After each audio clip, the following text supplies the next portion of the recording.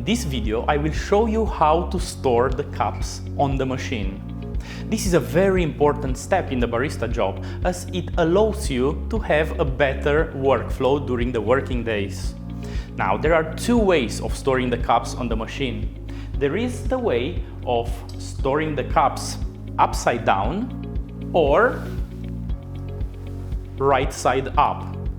The benefit of storing the cups right side up is that one of the benefits is that the heat is distributed equally all over the cup.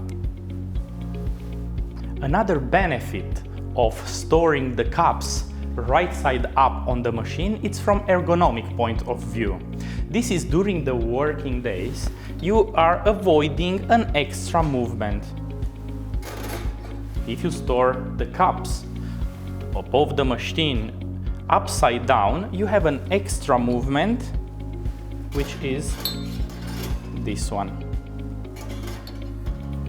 In any case, use always the handle on the cups, so never touch the cups somewhere else than the handle, so never touch on the walls in other parts.